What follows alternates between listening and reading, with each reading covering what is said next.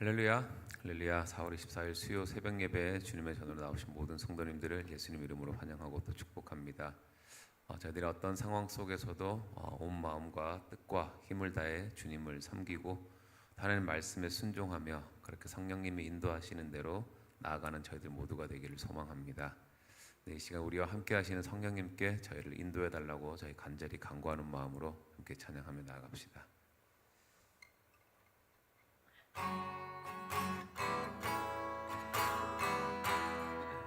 오늘 이곳에 계신 성령님, 우리에게 말씀하시고 우릴 가르치소서. 닫힌 우리 맘 열어주시고 주의 빛으로 밝혀 우릴 인도하소서. 오늘 이곳에 계신 성령님, 우리에게 말씀하시고 우릴 가르치소서. 닫힌 우리 맘 열어주시고 주의 빛으로 밝혀 우릴 인도하소서.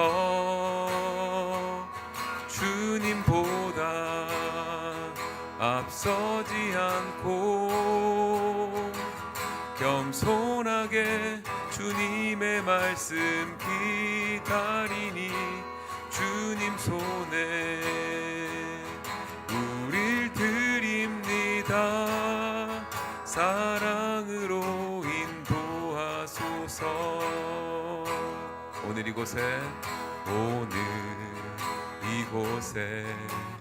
계신 성령님, 우리에게 말씀하시고 우릴 가르치소서. 닫힌 우리 맘 열어주시고 주의 빛으로 밝혀 우릴 인도하소서. 주님보다 앞서지 않고 겸손하게 주님의 말씀 기다리니 주님 손에 우릴 드립니다. 사랑으로 인도하소서. 주님보다 앞서지 않고 겸손하게 주님의 말씀 기다리니 주님 손에 우릴 드립니다. 사랑으로 인도하소서. 사랑으로 인도하소서. 사랑으로 인도하소서. 성령님이 시간 우리를 사랑으로 인도하소서. 사랑으로 인도하소서.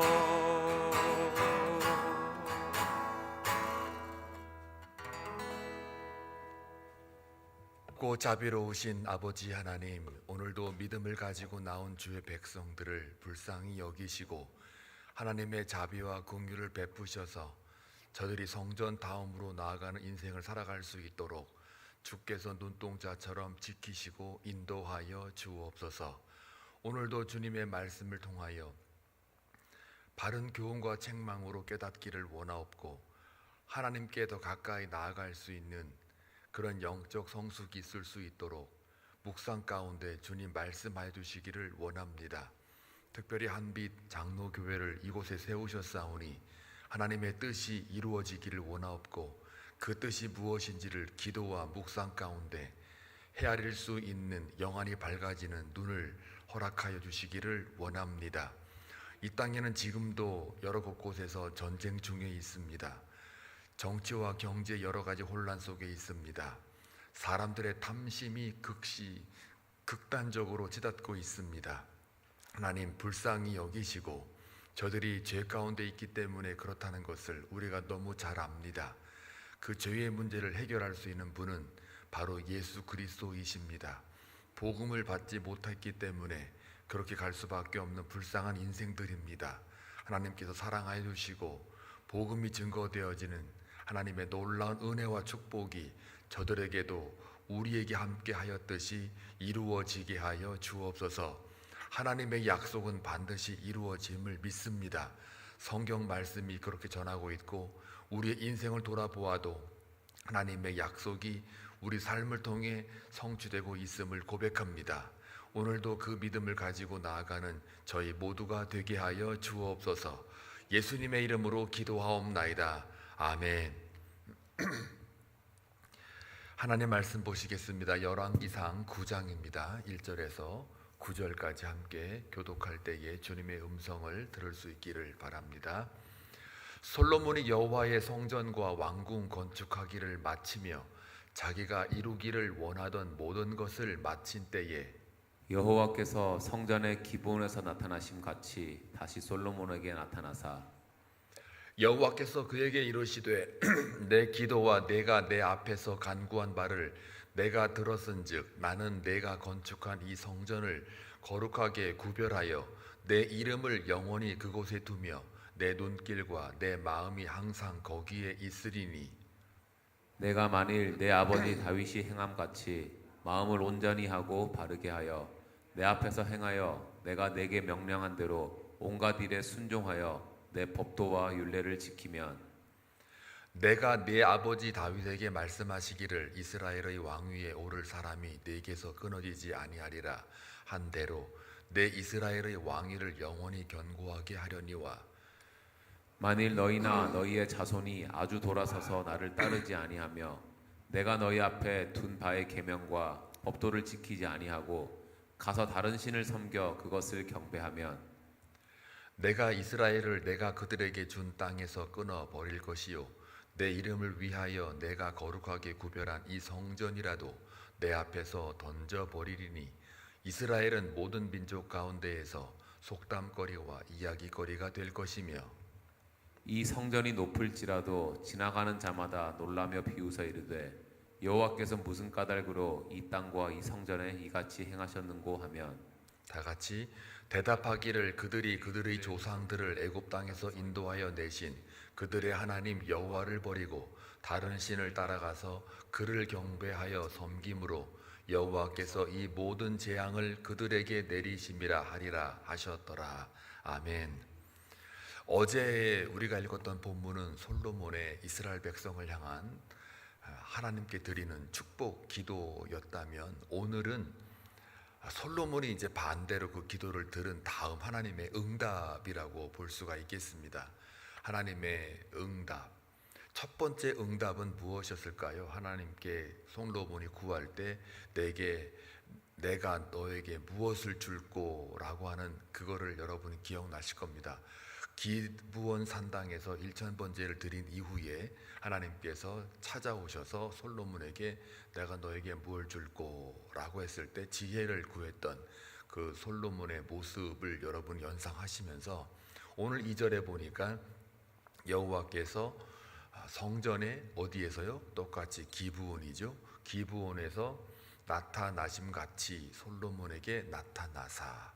이제 그 전에는 기브온 산당에서 나타나셨고 이제는 예루살렘 성전을 다 완공을 한 이후 축복 기도까지 마친 상태에서 이제 성전에서 하나님이 나타나셨습니다.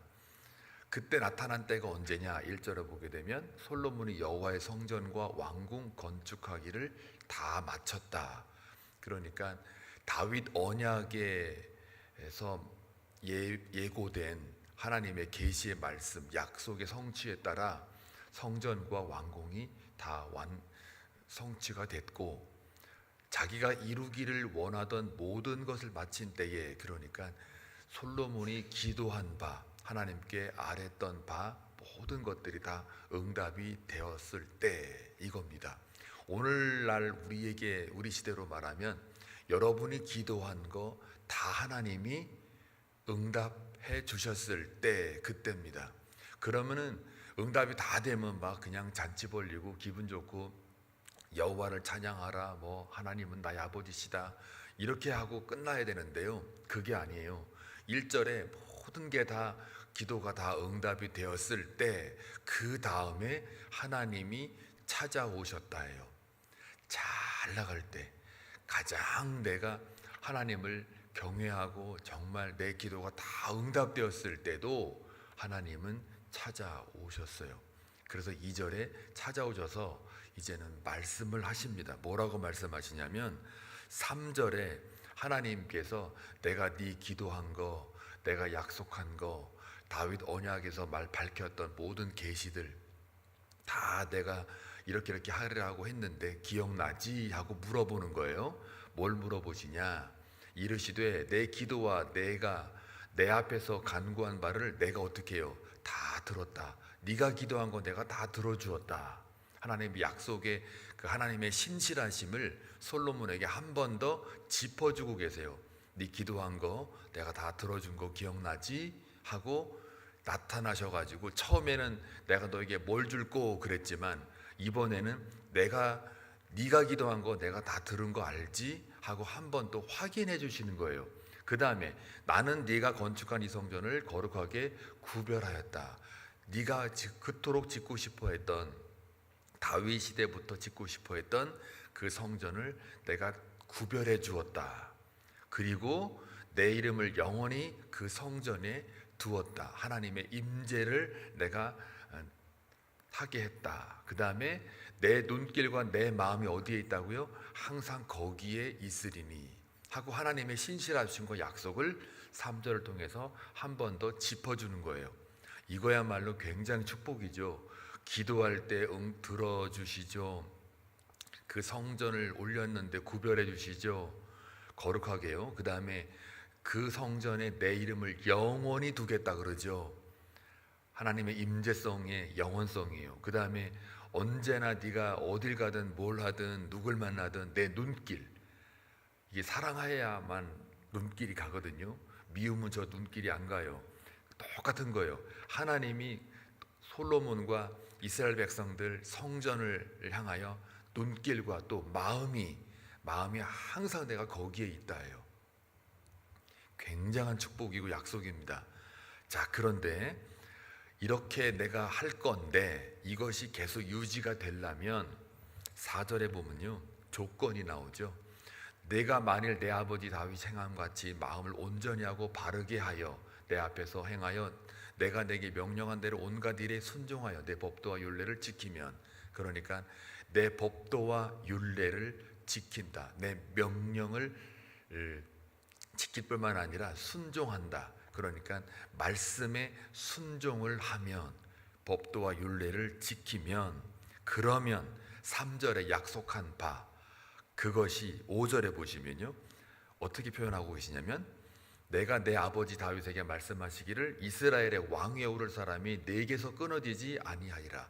왕위를 계속 유지가 될 것이고, 그것이 이제 다윗 왕 때부터 예고된 하나님이 미리 약속한 계시죠.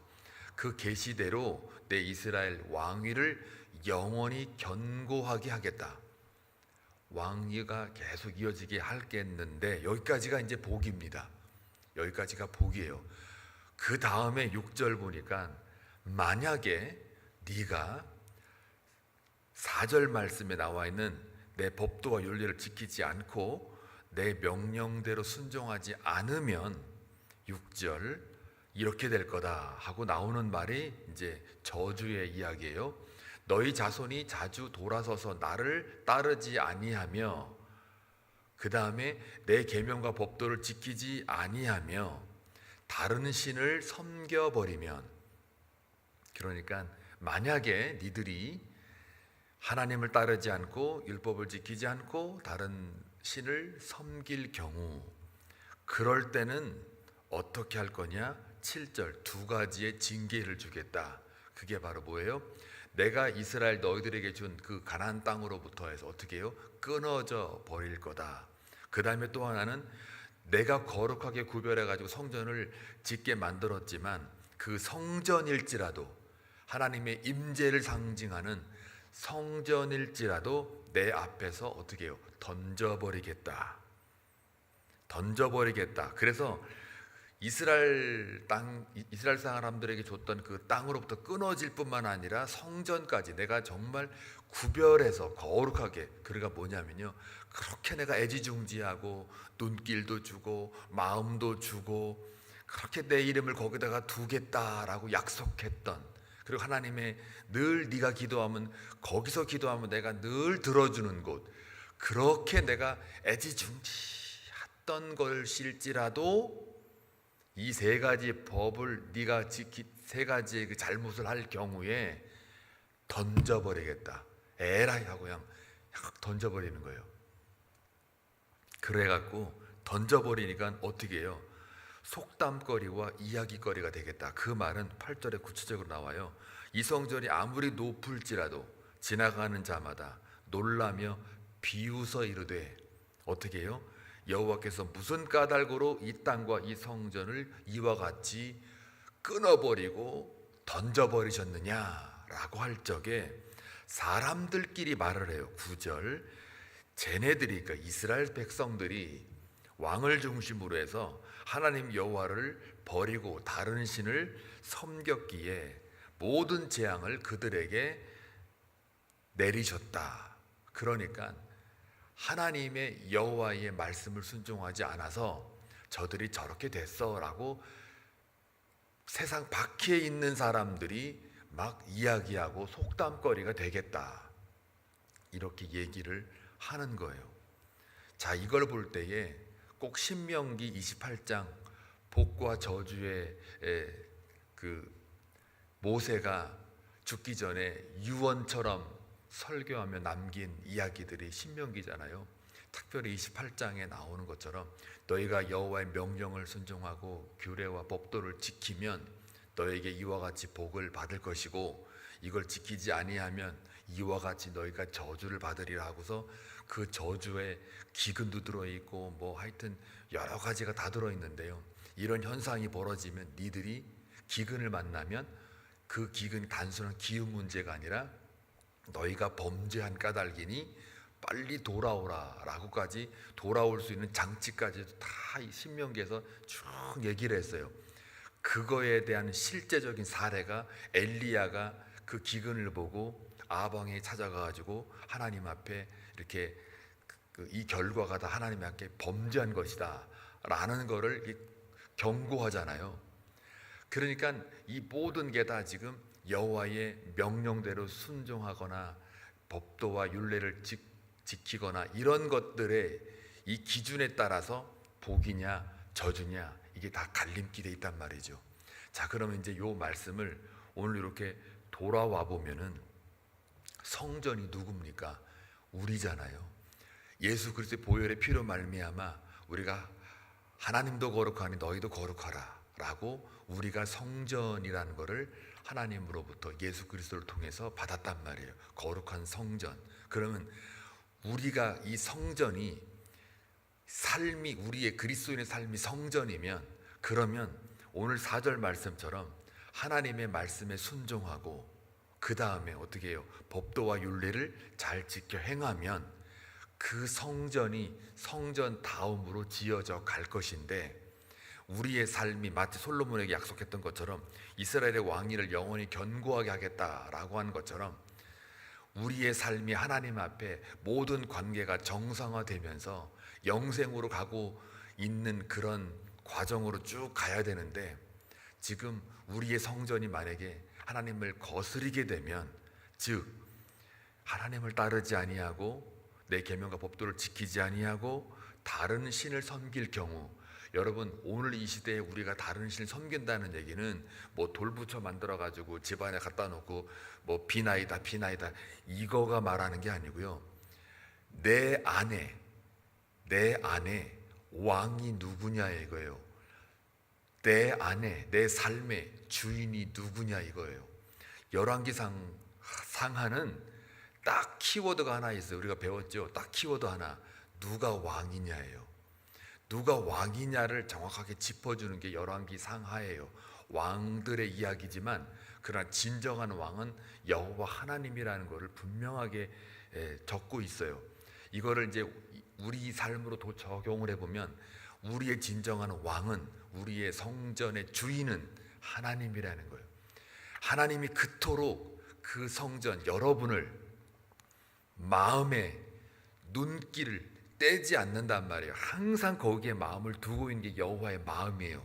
그리고 우리가 거기서 늘 여러분의 성전다웁게 삶을 살아갈 때, 기도할 때 들으신다라는 것, 또 우리의 성전을 통하여 어떻게 세상과 거룩하게 구별한 성전이라는 거예요. 이게 지금 3절에 나와 있는 솔로몬이 지었던 그 성전과 우리의 성전과 똑같다는 말입니다. 지금 보면 간구한 바를 언제나 들으시는 나의 삶의 성전, 건축한 이 성전을 거룩하게 구별해 주시는, 세상과 거짓과 악독으로부터 구별해 주시는 그 우리 삶의 성전, 또 하나님의 이름을 영원히 내 안에 두기를 원하는 그 하나님의 마음, 내 눈길과 내 마음이 항상 거기에 있을 거다라고 하는 그 우리의 삶의 성전, 그게 저와 여러분의 삶의 성전이라는 거죠.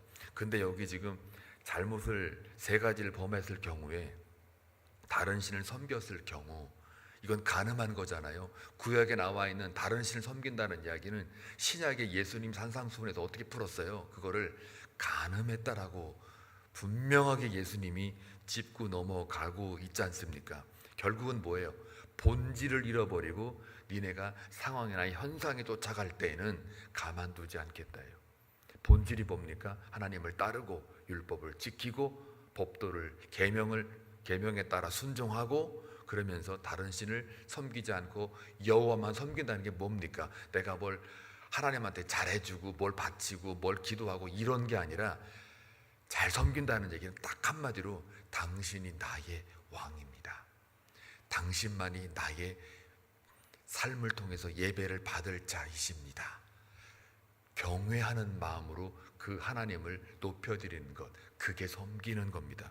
모든 일을 할 때마다 내 판단, 내 의지, 딱 멈추고 하나님의 의로 내가 살겠습니다라고 하는 고백과 동시에 그분을 인정해 드리는 것, 그게 다른 신을 섬기지 않는 거예요. 다시 말하면 복과 저주의 관계 속에 하나님과의 관계가 기준이 되고 있다는 것을 우리가 알 수 있지 않습니까? 하나님의 관계가 뭐예요? 따르는 거, 율법과 계명을 지키는 거, 다른 신을 섬기지 않는 거, 이게 다 하나님과의 관계에 지금 공통분모로 다가오고 있잖아요. 그래서 하나님과 관계가 정상화되는 걸로 내 삶을 성전답게 지어져 가면 복이 있을 거요, 그렇지 않으면 저주가 있을 거다. 복이라는 게 뭐예요? 하나님의 사랑, 즉 하나님을 위하여예요. 저주는 하나님을 등지고 잊어버려요. 그래서 우상을 섬기게 돼요. 그래서 그것은 뭐예요? 나를 위하여. 우상의 특징은 뭡니까? 나를 위해서예요. 우상이 아닌 것, 하나님만 따르는 건 뭐예요? 하나님을 위해서죠. 그러니까 우리가 기도를 하든 어떤 삶을 살든 이게 만약에 하나님을 위하여라고 하는 게 집중되어지는 것이면 그거는 복이고요. 이게 나를 위하여라고 하는 거면 그러면 그거는 저주 쪽으로 가는 거예요. 우상을 섬기는 거나 마찬가지예요. 왜요? 우상의 특징은 나를 위해서예요. 그래서 성전 봉헌식 마치고 성전이 우상되지 않도록 어떻게 하라는 거예요? 경계하라. 하나님께서 분명히 복과 저주를 다 두 개 다 말씀하시는 이유는 우리를 너무 사랑해서 그래요. 복만 줘봐요. 그러면 울랄라 자기가 최고인 줄 알지. 그러나 저주까지 딱 주면서 분명히 너는 이런 게 있을 거니까 경고하는 거예요. 사랑하니까 경고하는 거예요. 내 백성이니까 자유의지를 주시면서 자발적으로 하나님을 사랑하게 만들기 위해서 두 개를 다 주는 거예요. 그래서 성전보다, 성전의 완공보다, 보이는 어떤 현상적인 성전보다 중요한 게 뭐라고요? 말씀 순종이에요. 신앙의 본질은요, 그래서 하나님을 기억하고 말씀에 순종하는 것. 오늘 하루 살아가는 동안 여러분 하나님의 성전입니다. 그 성전을 다 완공했다고 쳐도 계속해서 하나님의 말씀에 순종하여 나아갈 그때만이 하나님께 복과 저주의 갈림길이 된다는 거 잊지 마시고, 솔로몬이 자기가 기도했던 거 다 응답되어지고 정말 세상 하나 부러울 것 없는 그 솔로몬의 그 입장에서 볼 때 하나님은 그때 나타나셔서 여러분이 성공하고 여러분이 아무 고민이 없고 여러분이 뭔가 편안하고 가장 좋은 그 시기에 하나님은 우리를 사랑하셔서 다시 나타나셔서 복과 저주의 그 갈림길, 기준 잣대를, 본질을 분명하게 해라. 성전 자체가 문제가 아니라 성전 안에 네가 나를 얼마나 왕으로 주인으로 섬기고 경외하며 예배하는가, 말씀에 순종하는가를 분명하게 해서 너의 성전 다움으로 예수 닮아가는 성전 지어짐으로 나아가기를 원하는 그 하나님의 마음과 소리를 들으시는 귀한 이 새벽이 되길 주의 이름으로 축원합니다. 기도합니다. 좋으신 아버지 하나님, 감사합니다. 오늘 하루 살아가는 동안에도 우리가 하나님의 성전임을 확인케 하신 것을 감사합니다. 성전 자체가 어떤 건물적인 면에서, 현상적인 면에서 중요한 것이 아니라 바로 하나님이 원하시는 분명한 메시지가 있습니다. 하나님을 따라 율법을 지키고 우상을 섬기지 않는 그런 하나님의 마음을 바르게 인식하고 오늘 하루 살아가는 동안에도 성전 다음으로 지어가며 성전의 완공보다 하나님 말씀에 순종하는 것을 더 중요하게 여기는 그 하나님의 뜻을 우리가 받들어 오늘도 기도할 때에 하나님의 뜻을 구하며 오늘 하루 승리할 수 있는 한비 성도들 다 되게 하여 주시옵소서. 예수님의 이름으로 기도하옵나이다. 아멘.